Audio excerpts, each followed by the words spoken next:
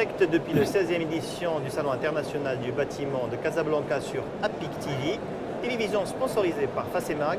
J'ai l'honneur et l'immense plaisir de recevoir un grand monsieur. Et quand je dis grand, c'est pas par la taille bien sûr, mais grand par tout ce qu'il a apporté à ce pays. Je reçois ce monsieur Hassan Chami, ancien patron de la CGM, ancien ministre, grand industriel de ce pays, connu et reconnu, confirmé et affirmé. Bonsoir, c'est Hassan Chami. Bonsoir. J'ai l'honneur de vous recevoir, c'est un plaisir immense. Alors, ce n'est pas votre premier cible, ça ne sera pas le dernier, Inch'Allah. Quel regard portez-vous sur l'industrie des matériaux de construction? Écoutez, moi je suis vraiment frappé par la qualité de ce qu'expose l'industrie marocaine. Je crois qu'ils ont fait un bond technologique important. Et aujourd'hui, les productions marocaines n'ont vraiment rien à envier à des productions connues et reconnues sur le plan international, comme les productions italiennes ou les productions espagnoles haut de gamme. Je crois que cette industrie, des matériaux de construction en général, et de la céramique en particulier, mérite un peu plus d'attention de la part des autorités publiques. On est en train de développer des secteurs industriels nouveaux. Ce n'est pas une raison pour laisser tomber des secteurs industriels anciens qui ont fait leurs preuves et au profit d'une concurrence qui n'est pas une concurrence saine.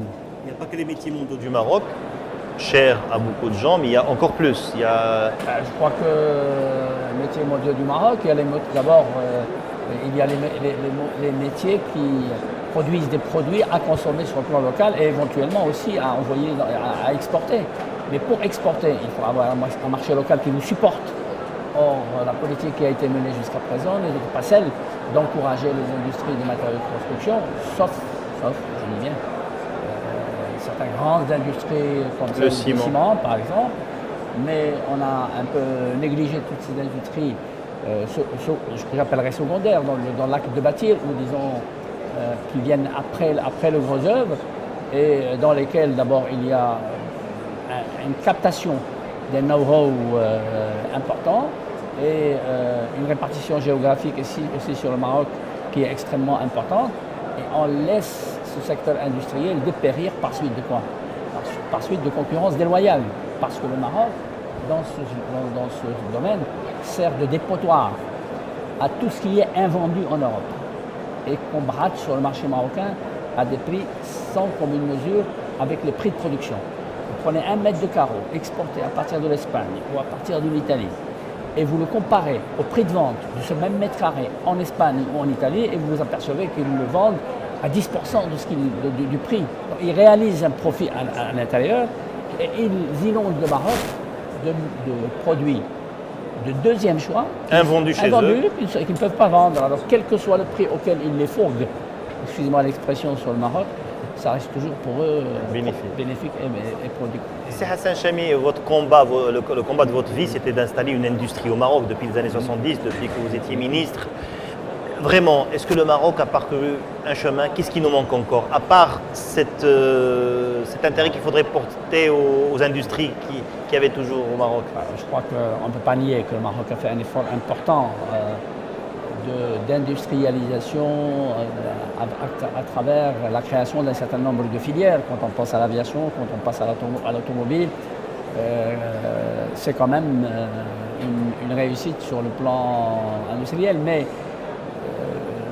le problème, c'est qu'on a effectivement investi beaucoup d'argent pour attirer des secteurs nouveaux, mais on a négligé les secteurs anciens qui étaient d'abord porteurs de main-d'œuvre, d'emploi, et qui avaient capté au Maroc une technologie. Moi, je suis parmi les créateurs de cette unité de Facemag dont vous parlez, et quand je vois ce que nous produisions dans les années 76 au démarrage de l'usine, et ce qu'elle produit maintenant, 20 ans, 30 ans, 40 ans, excusez-moi, après 76-2016, vraiment il y a un saut technologique important, et ce saut technologique est dû d'une part à des investissements, parce que les profits qui ont été faits ont surtout été réinvestis dans la même industrie, ils n'ont pas servi à faire de la de la promotion immobilière.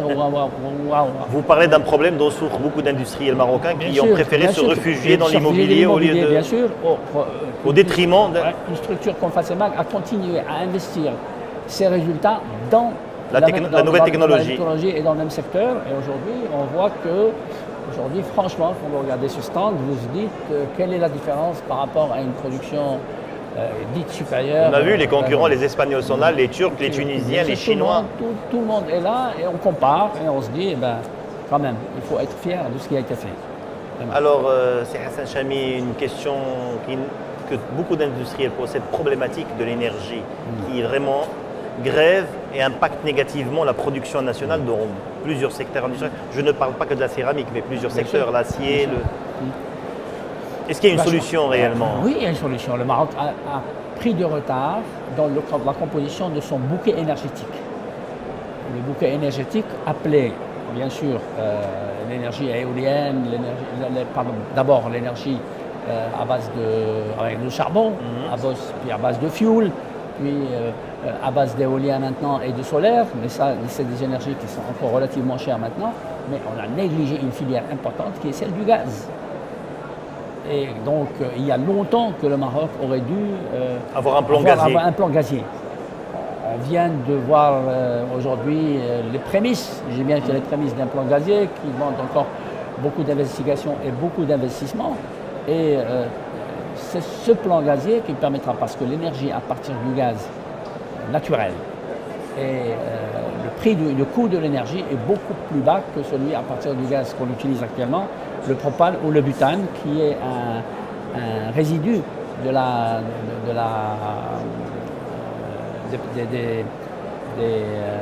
usines de fabrication du... Tout ce qui est recyclage des déchets Non, c'est surtout de la raffinerie. Le gaz propane et le gaz butane, c'est un résidu, du raffinage. Du raffinage de pétrole. Alors que le gaz naturel, aujourd'hui, malgré les investissements que cela impose, je crois que j'ai lu quelque part, c'était 3 ou 4 milliards de dollars, c'est-à-dire 40 milliards de dirhams, avec un port dédié à ça et avec des pipelines de desserte. C'est un projet qu'il faut absolument concrétiser, pas rester au niveau des études. Maintenant, si le miracle intervient et que le Maroc trouve du gaz et qu'il suffit de faire un pipeline... On devient puissance gazière. On devient puissance gazière, ça c'est une autre histoire. C'est une bénédiction. Une bénédiction. Mais j'espère que ça ne sera pas une malédiction quand on regardera les industries, parce que parfois, trouver du gaz, ça n'a pas toujours été... Je le sais bien. Pour les États, ça n'a pas... Suivez mon regard. Suivez mon regard. Si vous faites la comparaison entre ici et à côté, on se dit sans gaz. Sans pétrole, sans pétrole, c'est mieux. Mais le gaz amené aujourd'hui, on découvre tellement de quantité de gaz à travers le monde que le gaz liquéfié, amené dans un port, déliquéfié et envoyé dans les usines il en résulte un coût d'énergie qui est la moitié à peu près de ce que nous payons maintenant. Ce qui nous permet d'être compétitifs. Bien sûr, à ce moment-là, il n'y a plus besoin ni de protection, ni de subvention, ni de caisse de compensation. Il suffit de mettre l'énergie au prix auquel elle est payée en Espagne, en Italie, à travers le gaz naturel. Donc c'est juste un problème bureaucratique. Bien sûr. C'est un problème de prise de conscience. Maintenant, on a pris conscience et de vision. Maintenant, on a pris conscience, on a la vision. Maintenant, il faut la concrétiser.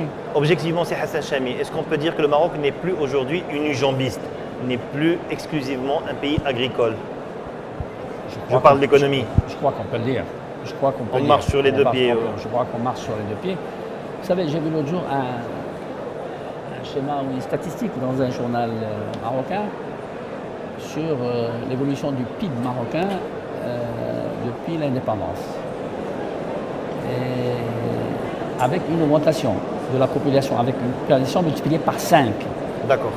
Le PIB a été multiplié par 17 depuis l'indépendance. 17. Je veux dire, sur la même période, c'est rien comparé à la Corée du Sud. Oui, mais... Ou à Taïwan. Alors attention, comparé aussi, c'est pour ça que j'ai mis en jeu la population. Si c'était à population égale, le PIB marocain aurait été multiplié par 120 lui aussi. D'accord. Mais la population n'est pas égale. A explosé. La population a explosé, on a multiplié par 5. En Corée, ils n'ont pas multiplié la population par 5. Et donc, bien sûr qu'on n'a pas fait comme les Coréens. Mais on a fait quelque chose, à mon avis, depuis l'indépendance, qui est assez conséquent. Voilà.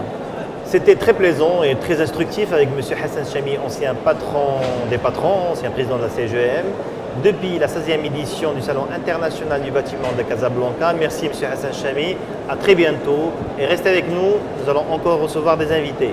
A tout de suite.